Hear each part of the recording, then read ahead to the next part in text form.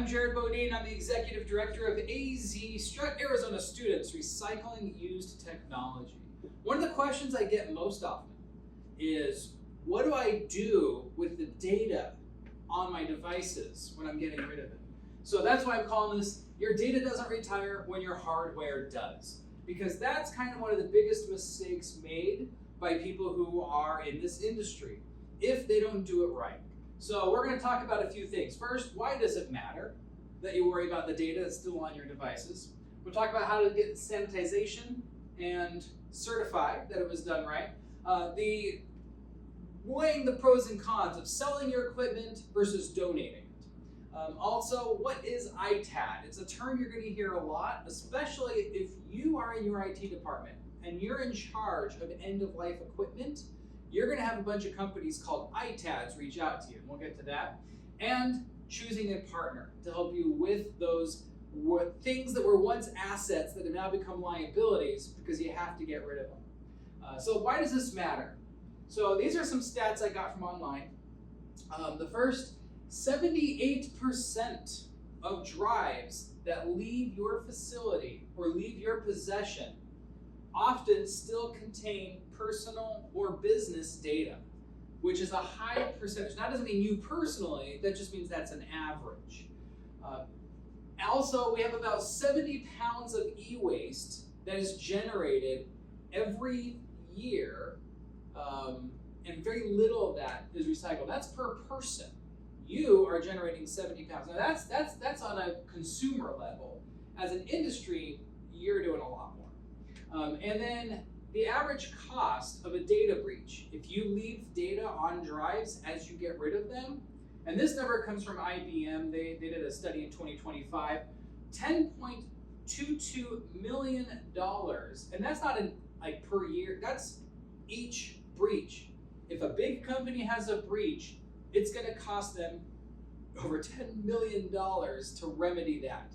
So that's a very significant expense. Now that scales based on the size of your organization. If your organization isn't dealing with $10 million of assets, you're not going to be losing that much. But you can see how expensive these things can be for something as simple as a data breach. So some of the risks of getting it wrong are obviously data exposure. If your information is out there publicly, it could cause irreparable harm, not just to your organization, but also partner organizations you work with. If you're in charge of safeguarding someone else's data and you drop the ball, then you're affecting them as well. So it can have a real snowball rolling effect. There's also environmental fines, and that's not the data part of it, but that's the not properly disposing equipment part of it.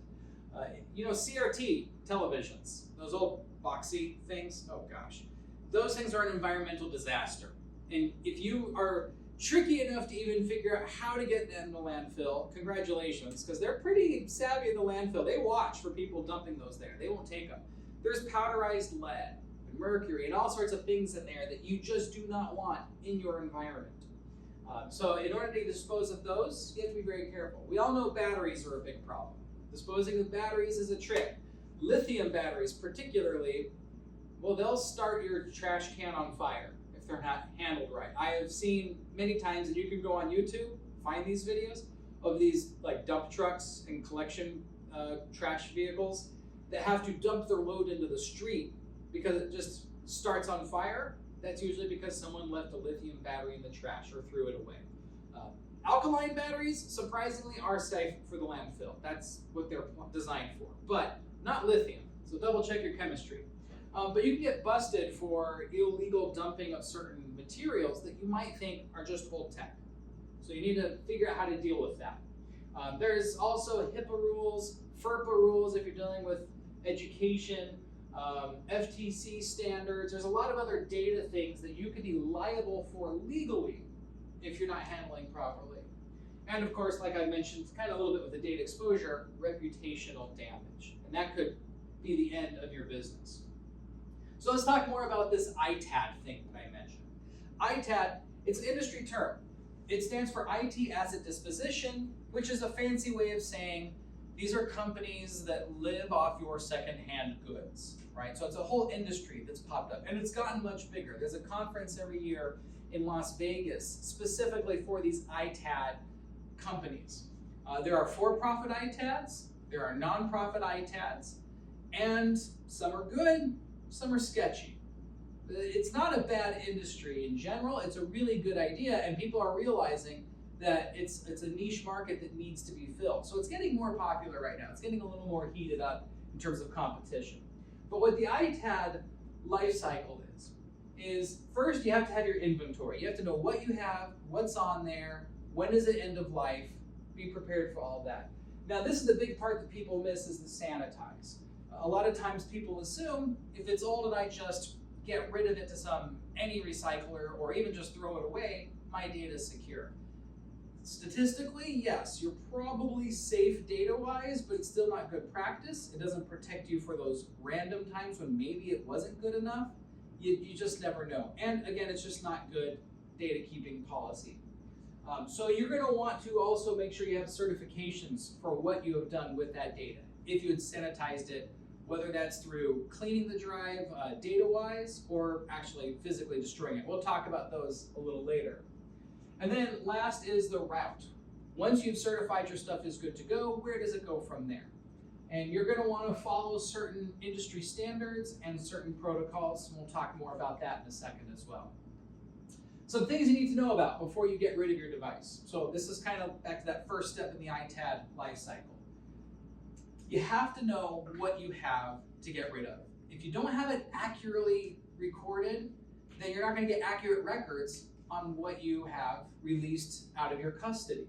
So you have to have the device type, make, model, and serial numbers. Serial numbers are very important. If you don't know how to get those serial numbers, Google it, find a way to get those serial numbers. It's very important for your record keeping. Then you have to understand what kind of data you're holding on there. Is it PII, personally identifying information? Is it FERPA type stuff or HIPAA type stuff? You have to know what you're dealing with, because each information that's covered under that has different protocols for how you destroy it or what you have to do to make sure you're in compliance with that. And then you really should consider the business side of it. Does it have a resale value? Some people assume that if it's an old mouse and keyboard, the best thing I can do with it is just throw it away because no one wants it. Well, that's not necessarily true. There might be a business value. There might be a business value in terms of selling it or donating it. Or you're right, it could be end of life and maybe you just need to get it properly recycled.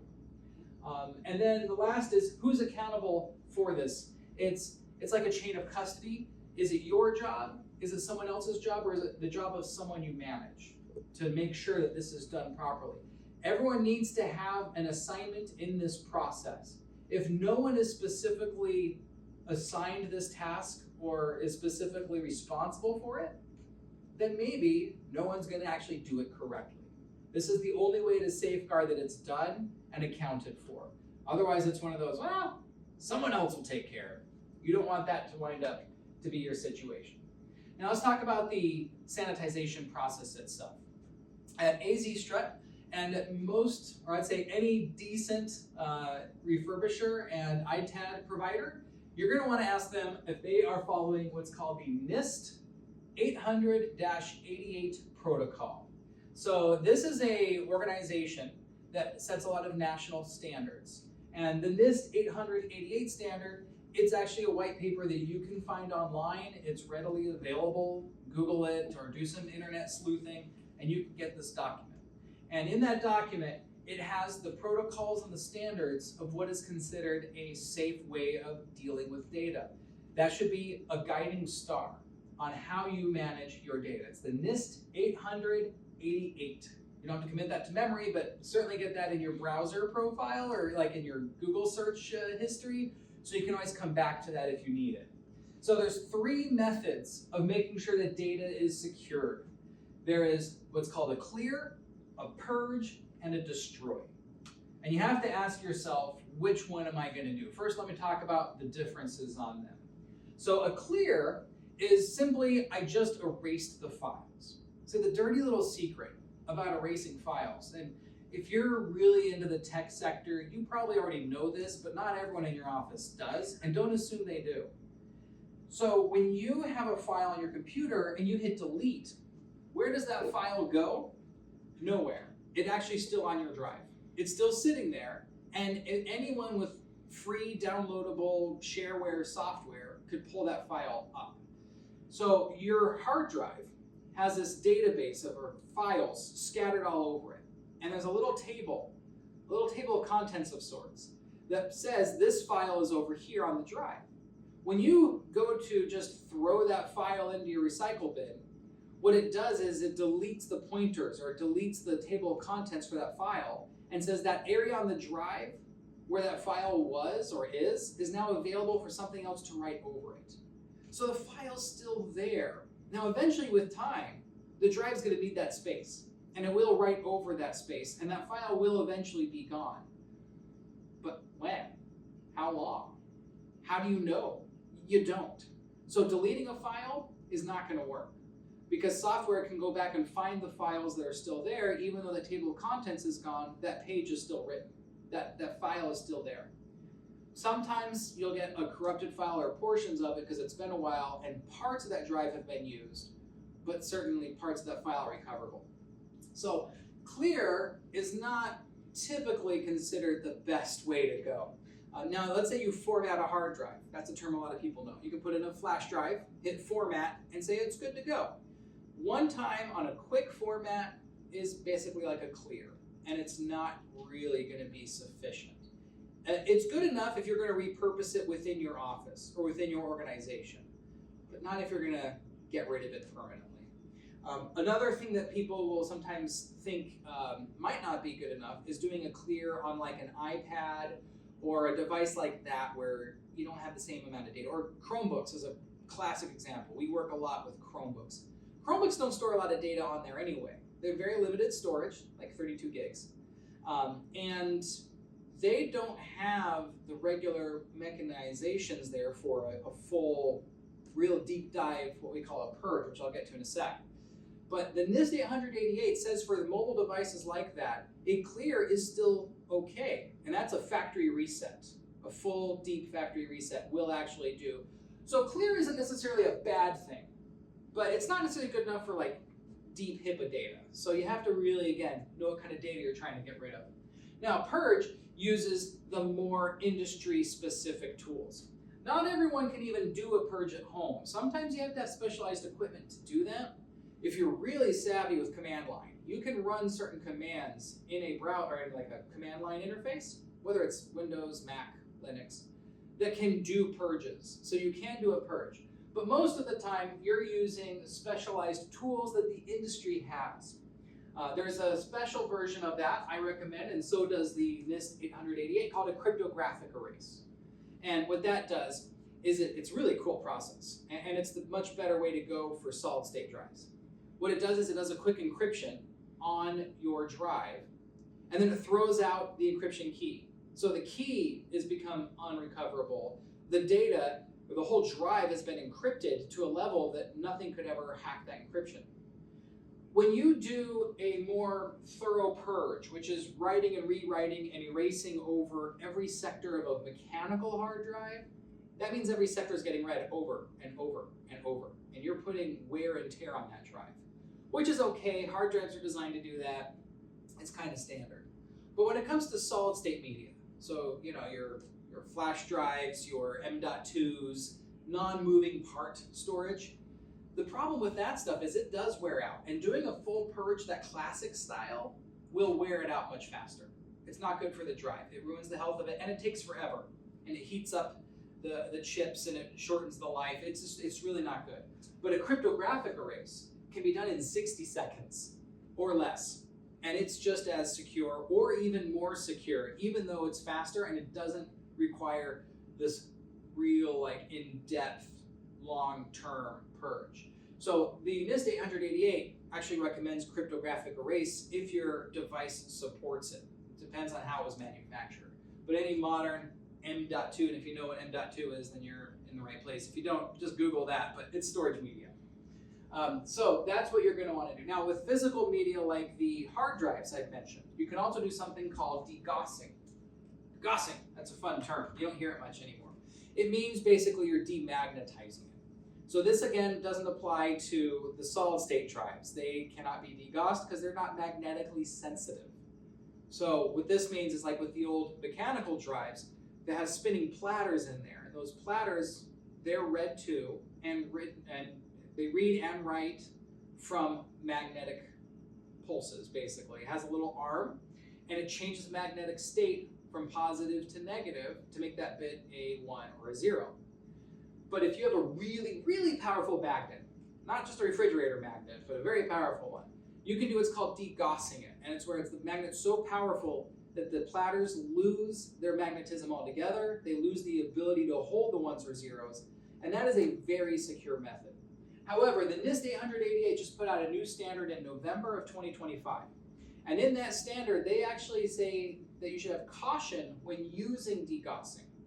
Even though degaussing is proven to be as effective as any other method, the problem is a lot of these mechanical drives now have what's called a solid-state hybrid drive.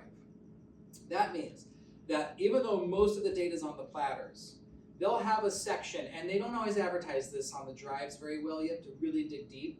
You might have a 10 terabyte hard drive, but it might have a 500 gig section of solid state material that it uses for your regularly used files, like a cache. If you degauss a hard drive that's 10 terabytes of physical mechanical drive, that data will be gone. But the portions of the files that are cached or saved in the 500 gig solid state part will still be there. So degaussing is great on older drives only, but not necessarily enough unless you can verify that there's all the parts being destroyed. The other problem with degaussing is a degaussed hard drive looks the same as a non-degaussed hard drive. You can't tell that it's been degaussed by looking at it. So physically destroying the drive is also a viable option, which is the last one here. So destroying a drive means you're breaking those platters in a way that they are unrecoverable. There's actually machines out there that can dissect your drive into individual components that also degauss simultaneously, and you can get a visual cue because it's in multiple parts that this is no longer accessible. So that's the destroy method. With M.2s, you can get them shredded, and if you get the right kind of heavy-duty shredder, they're not that hard. Like there are shredders that will do credit cards and shredders that will do like old floppy disks if you have them, a little bit of metal, and M.2s can often get shredded like that. So they're not terribly hard to shred.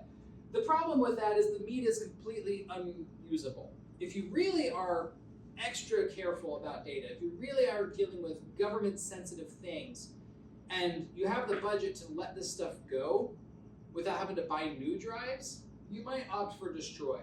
It's not the best for the environment. It doesn't give you reusability. I would encourage you, unless you have to not go destroy first. I would say go purge first. And then if you have to, then lean on destroy. But there's a lot of better things you can do with devices if you do a purge, which leaves them usable. Destroying it kind of makes it unusable. And even though they say degaussing is purging, it's kind of destroying it too, because if you really degauss a drive correctly, those platters will never hold a magnetic field again. They'll never be written to or read from again. But they call it a purge because physically the drive doesn't look different.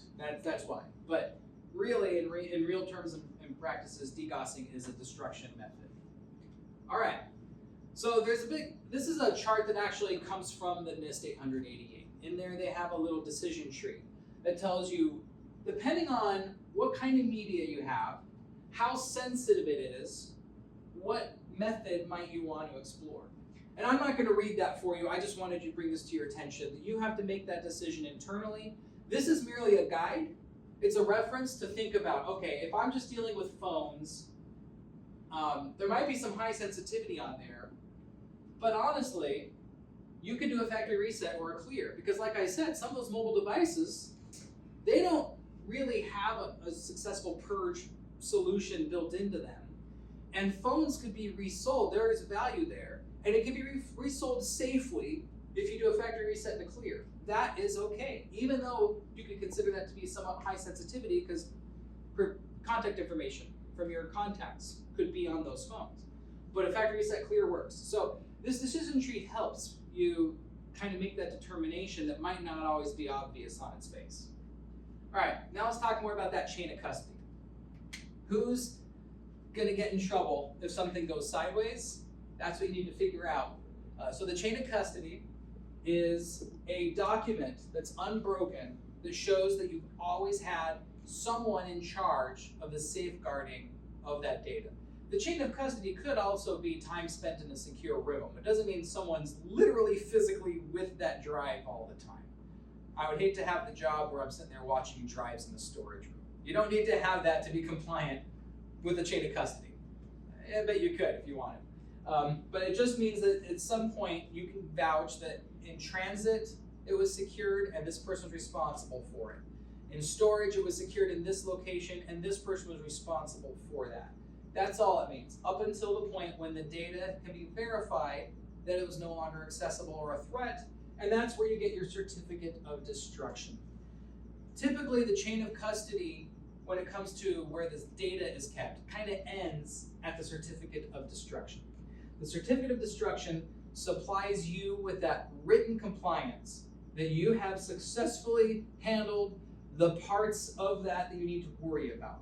It's a document that is issued by whoever does your data sanitization, whether it was clear, purge, or destroy.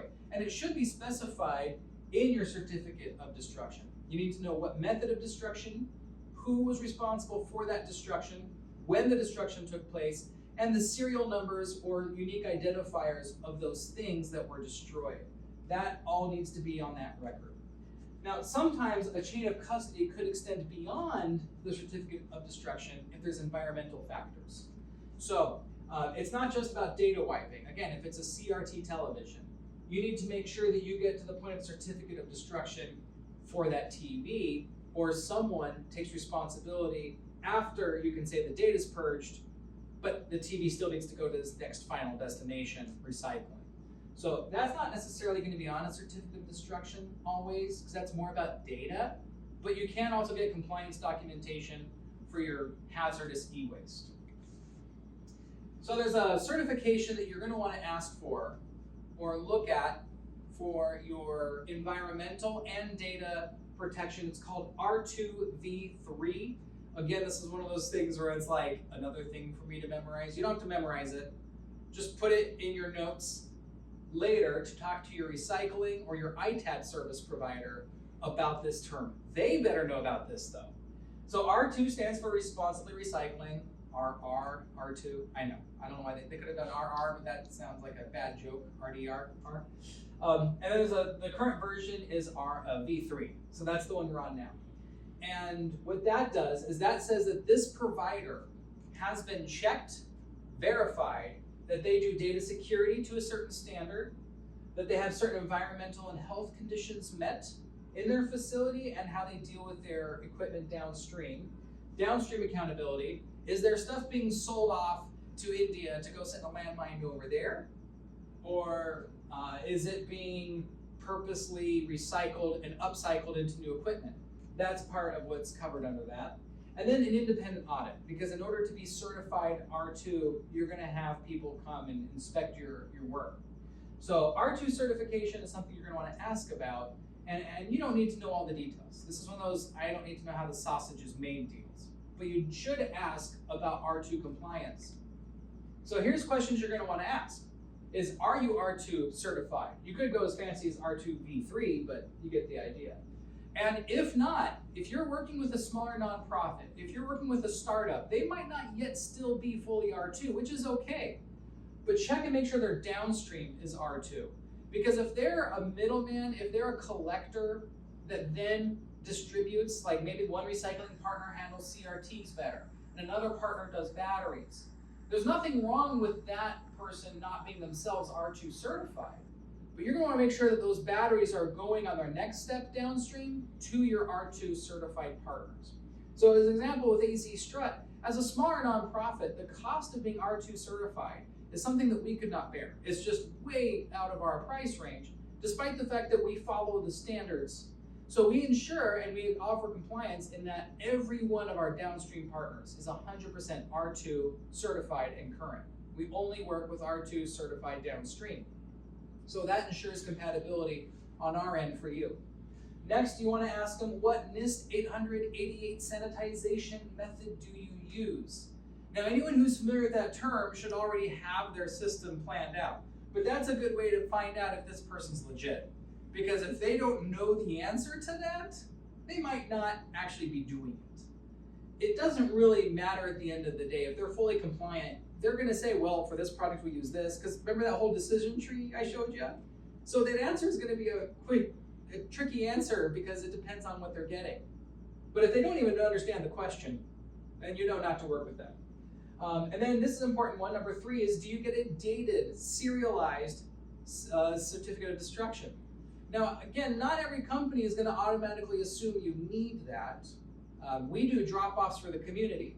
Because again, as a nonprofit, we're not just here to make a buck. We are a service provider for the community as well.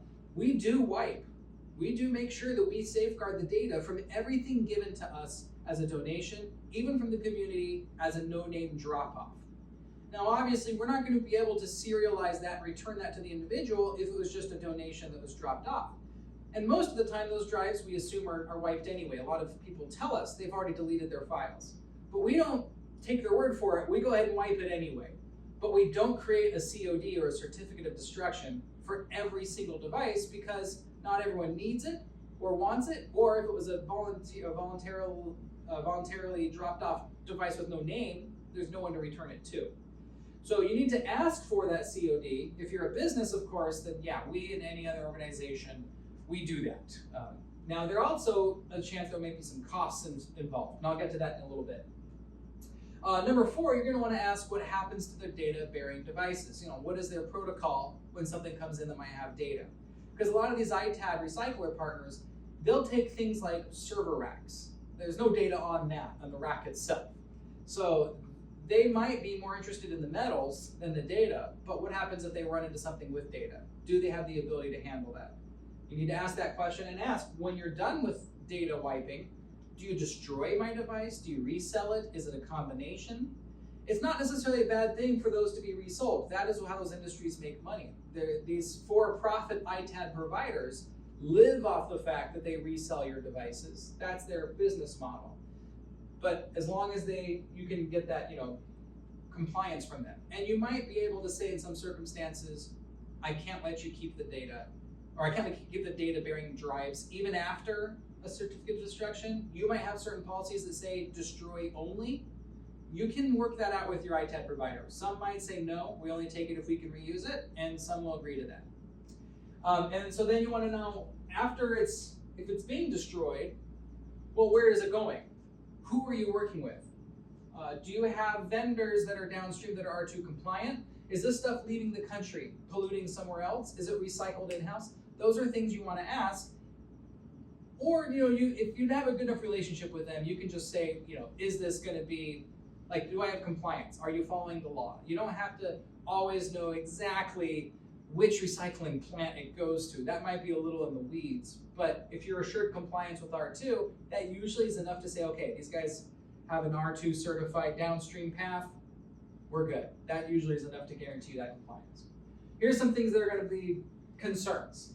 So, free pickup isn't necessarily a red flag, but if it's, I'll come by and pick it up, there's no paperwork, there's no charge, and there's no talk of a receipt or a certificate, it doesn't mean they're not actually going to do things that might be good with it, but it means they're cutting corners, and they may be sending that stuff to places out of the country where it shouldn't go, or they might not be necessarily above board with how they get rid of everything. Maybe some of your stuff winds up in a landfill that shouldn't, and you don't know. They might be reluctant to tell you about that. Where does it go? How do they manage that? What is their chain of custody process? If they don't want to tell you any of that, I wouldn't say that's a trade secret thing. That's more of a non-compliance thing. Because saying that we have our trucks locked and then they go into a security cage in our warehouse until the data is wiped, and then they get marked as clean, and then they can come out of the data cage and then they can be repurposed, that's not a trade secret. That's just a standard protocol that means you know that they know how to do it right. So if they don't tell you that process to an extent, that means they probably don't have one that you can rely on. And again, I talked about those standards, R2, NIST 888. If they don't know what you're talking about, that means they're not following it either. So be careful with that. If they don't do serial level tracking, if they just say, Oh, well, we'll just tell you we had 35 drives that we wiped. That's not good enough. How do you know those drives were wiped? How is it tracked? How do you know the same drive wasn't wiped twice and another one wasn't wiped at all? There has to be serial level tracking or something more specific. And then pricing. So this is where people can think about this in a few different ways. Pricing that seems too good to be true. I've had people question me about that because, as I mentioned, AZStRUT being a nonprofit, we're not trying to make a buck. We're trying to make sure we're keeping the environment good, and we're trying to get equipment into the hands of students, nonprofits, and people in the community who need it. So we do not charge for a donation of that kind of equipment. And if the equipment is usable, we even don't charge for the data sanitization process. We'll give a COD without charge because we're going to wipe it anyway, and our system is such that it's not a heavy lift for us to capture the serials. Our system already captures every serial as it wipes anyway. We just don't always deliver that to everyone because they didn't request it, and that's a little extra overhead. So we don't charge for that, but there are organizations that will charge even if they keep it as part of their business model, because it does take overhead. We have 2 employees at AZStRUT, not even volunteers, but employees that are in charge of our data sanitization because it's so important to do that correctly. So we have to shoulder that expense as part of our nonprofit and how we operate. A lot of organizations charge a certain dollar amount per drives.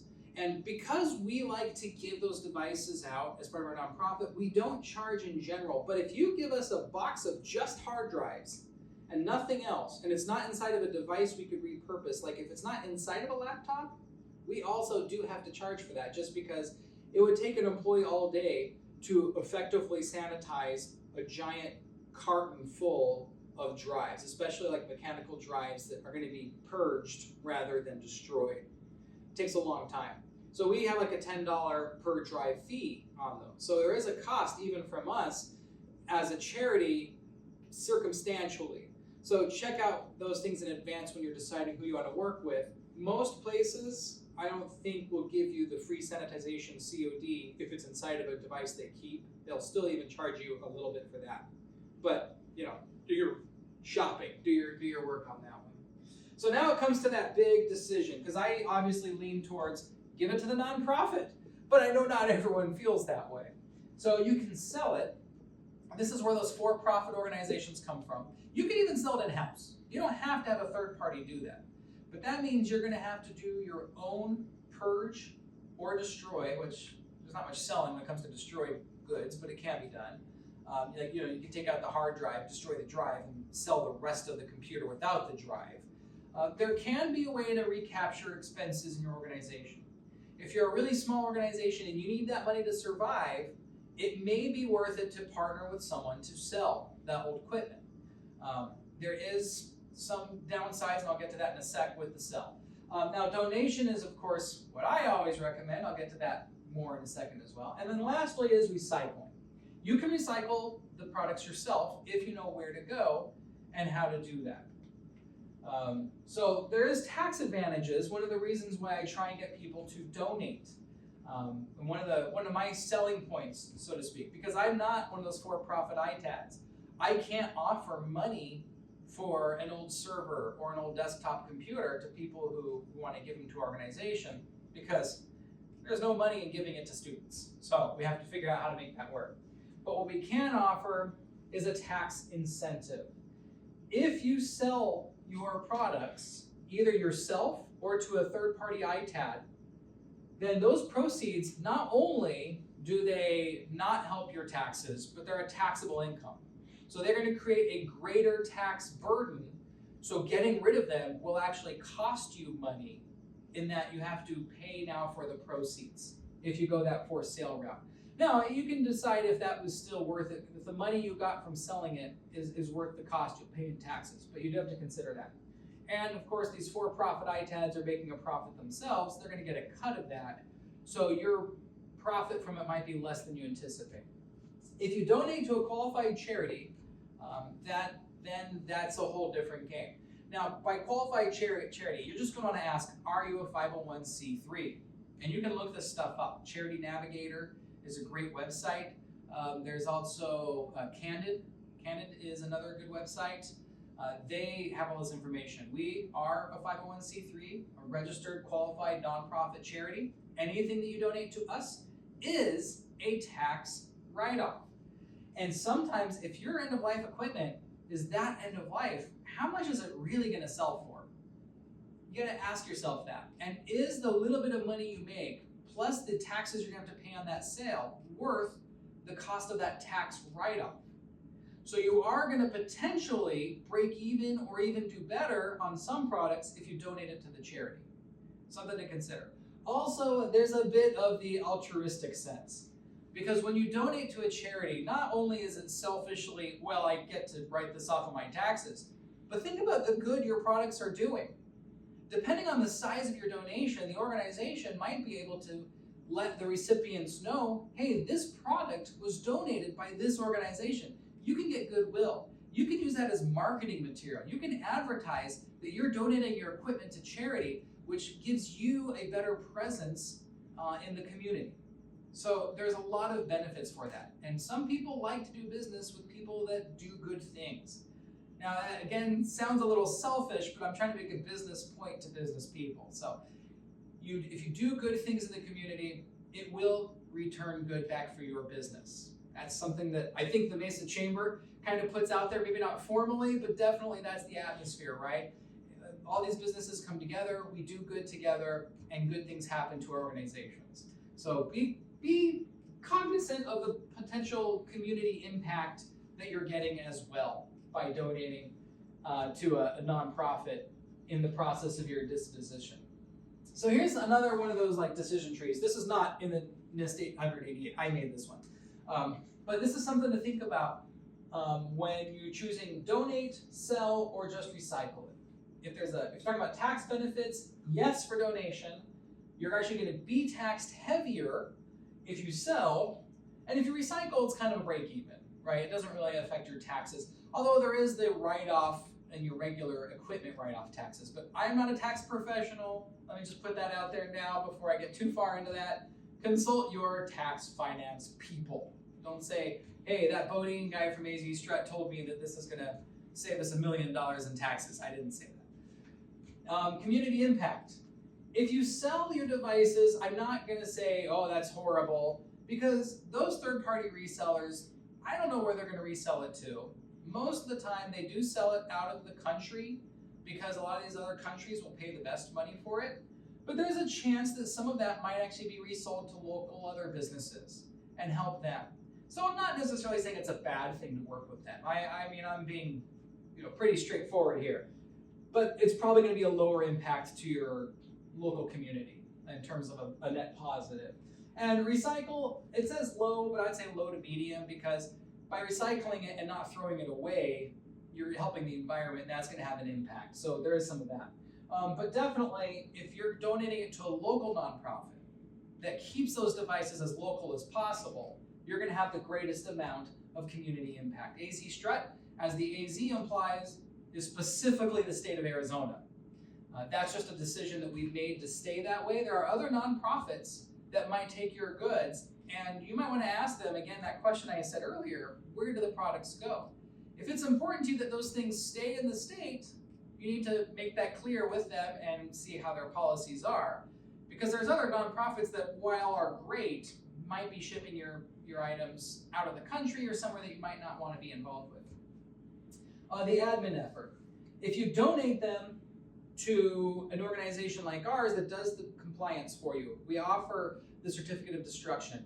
We can even do pickups for you, or you can just drop them off. That's pretty low effort because they're going to give you that serialized list. Now you should already have your own anyway, but even if you don't, you're going to get that. Selling has a pretty low, depending on how white glove the service is, but it could also be very high if you're trying to sell it yourself.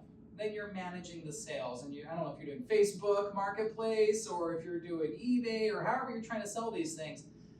That might require a whole extra person or department if you're doing a large volume, and it might be a lot more involved than you might think going into it.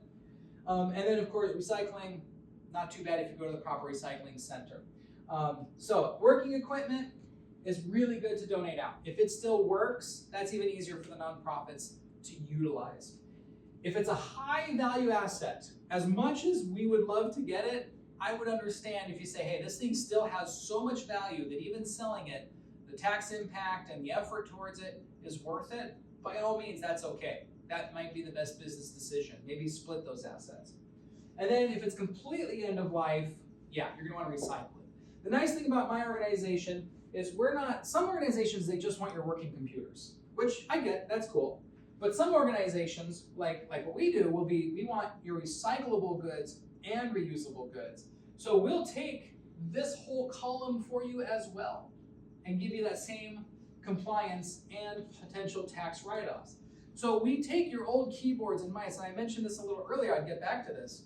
Your mice and keyboards that are used and look maybe a little dirty, that you might think the only place they can go is here, isn't necessarily true, because if you give out a computer, you gotta give out the mouse and keyboard too. So those things that you might think are completely obsolete or end of life might still find a value in the donate column without you having to do much of a heavy lift for that. So towards the end, I have to make a little more pitch for us because I'm here, I'm the one doing it. We are a full service ITAD and nonprofit. We just don't really bill ourselves as an ITAD because there's a lot of competition out there, these for-profit organizations, and no shame on them, but we want to make sure that we don't lose your business because you're worried about compliance. So we do take care of that. Last year alone, we did over 1 million pounds of e-waste recycling just out of our facility alone, and all that through R2 certified downstream. We have given out over 150,000 devices since our inception, and that number grows every year. I think we're averaging between 5,000 to 10,000 devices a year right now. And that number varies based on need and, most importantly, donations coming in. So I'm always soliciting for donations because that gives us the ability to give more devices out to people in need. And we've been around since 1998. We're not a new startup. We've been here for a while, here to serve the community. We follow the NIST 888 standards. We offer CODs upon request. We do give you those donation receipts. Work with your own tax people on how that benefits you, but we give you the documentation you need for that tax stuff. And our goal is to make sure we're benefiting those in the state of Arizona. We keep it in-house as much as possible. All right, so how does the process work if you're gonna work with a third party? Simply schedule a drop-off internally for days that are available, or arrange a pickup. Now this is for us, but also if you want to work with other organizations. Make sure your equipment is sorted and sanitized as much as possible. You don't have to do too much heavy lifting, but you really should separate your data-bearing devices from your stuff that's more obviously recyclable, just to make sure there's less potential for something to be mistaken as straight recycle when there's data on it. Any good place will still do their own sorting, which we do, but yeah, it's just to be on the safe side. And make sure you understand what's going to go where. Recycle, reuse, maybe a mix of both, and get all your documentation in place. All right, this is a little checklist that I put together that help you kind of decide what to do next. Here's your standard, your checklist, I guess, on where to go from here. We've given you this information. Now you need to make an action plan on how to actually get this stuff done. So I'm not going to read through that in detail. I feel like I've kind of covered that. That's just sort of a bit of a summary. Couple quick pitfalls to avoid. Don't assume just because you deleted your files, they're actually gone. We don't do that in our facility, but if you're getting rid of other places or just throwing it away, that doesn't mean your data is actually gone just because you deleted it. Trusting a handshake only isn't the same thing as paperwork. Get verification on your destruction and your COD. Don't base everything on price alone. It's important to your bottom line to think about the price, but also think about the impact, the compliance, because like I mentioned earlier, a data breach or something, non-compliant fines from the environmental folk could probably be more damaging than saving a few bucks. And then don't forget other devices have data on them, copiers and phones, and I mean like desktop phones. People forget desktop phones have data on them too. So remember all your stuff that could potentially have data that you might have forgotten has data on it. And that is the gist of what I think you need to know for how to secure data and effectively handle your end-of-life equipment. And remember that it's not just about making sure your data is deleted. It's about the entire, what we call circular economy. And I want you to think that next time you look at your office closet that's full of old assets and say, what can I do with this? Because these things were once very expensive assets that you paid a lot of money for, and now they're liabilities. Find a partner to work with you to turn those old assets that are now liabilities back into an asset again with proper device handling and proper ITAD life cycle. All right, thank you again for joining me. My name is Jared Bodine, the Executive Director of AZStRUT, Arizona Students Recycling Used Technology, and I hope to hear from you. Hit us up on azstrut.org or find us, online. We're around and we'll be able to help you out anywhere in the state of Arizona. Thanks again. Okay, I have some questions. Ask away. What are some of the things that people may not think about in terms of electronics that they should recycle? So, watches, what are some of the electronics that maybe people don't give that first thought to? Yeah, watches is a common one, very popular. Another one is printers, but not so much the small desktop printers, but the larger ones are the copiers. They have hard drives in them. They have data on them too. People don't think about that very often. Another one is, I mentioned this a little bit in my presentation, desk phones. Desk phones are going to have contact information. Not much more than that, but it's something, and some of them are more smartphone. Smart watches was a great example. People typically can do a clear on those, and they're pretty well safeguarded. Tablets. We think of smartphones pretty well for wiping those, but we forget that sometimes the iPad we gave to our kids might have some data on there too when it's end of life. So don't forget your tablets. And even, we don't do a lot of this, but car stereos. Think about the first thing you do when you get in a rental car. You pair your phone with that car so you can do phone calls and stream your Bluetooth music over there, right? But what you probably forget is every time you sync your phone to a car stereo, your contacts is one of the first things that gets imported over there. So your contacts are now in that rental car's car stereo. Maybe remember to clear that data off before you return your car. So I would say there's a long list of things you could potentially Google, but just start thinking of everything that has access to any form of your data. If it's electric, assume it probably has some data of yours on it. So let me ask you a little bit more specifically about AZStRUT. Can you talk a little bit more about the student part of AZStRUT? Because I think that's something that people would really understand and gravitate to. Yeah, I think that's one of the things that's really unique about our nonprofit and our mission. So as the name implies, when you hear the full name, Arizona Students Recycling Used Technology, that means that students are actually involved in our process. They're not just the recipients of devices, they're also partners in the refurbishing process. And that's one of the reasons why I'm very careful to point out to everyone our strict ITAD policies and our data destruction. Because if people hear that it's students recycling their technology and they're donating information with business data, they might get second thoughts about donating it to us. So we do all the compliance on data sanitization in-house with employees first. But then what we do, and this is very unique to us, I don't know of any other organization that does this exactly the way we do. We'll take pallets of computers to schools across the state in programs where students are learning computer repair, and we will give them real-world devices that have no data on them and are in various states of disrepair, and they need to image them. They need to put an operating system on them. They need to test the hardware, check all the ports, make sure everything functions. They're helping us with this refurbishing process. It helps them with their education. It's a great experience, and it helps us get devices refurbished that can then be distributed out into the community. The schools keep a portion of what they refurbish. A lot of it will go to either those students or students elsewhere, but we also work with nonprofits and other communities in need to get our devices out to the public. So a lot of companies will have an IT provider, so they'll have someone designated as their IT provider. How important is it that business verify with that IT provider, like what happens when you swap out a machine, and because you guys work with several IT providers locally to receive that old equipment when it's been swapped out for end of life at an industry.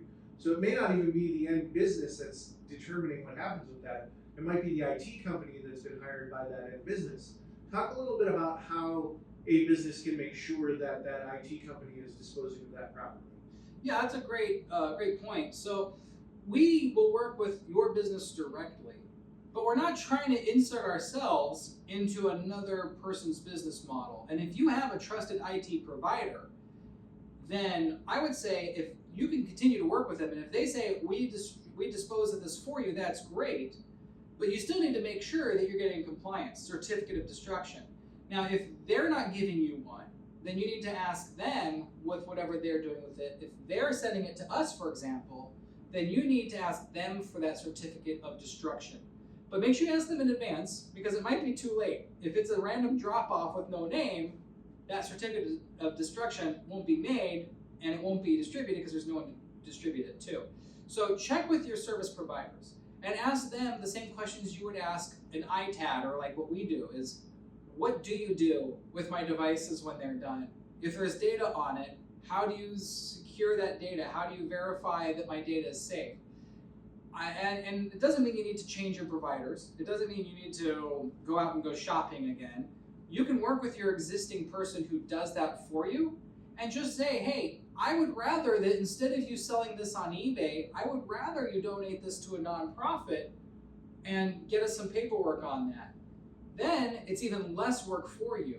And if your service provider, if your IT provider doesn't want to do that, that's something that you can work out with them. I'm not saying you have to get rid of them for that.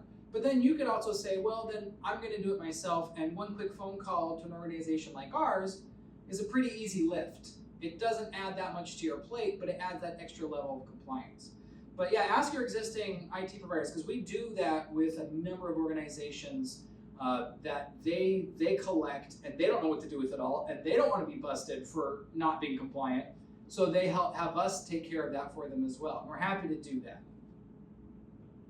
So do you have a kind of an example story about how you were able to help a school or a local organization in terms of bringing that material back into use?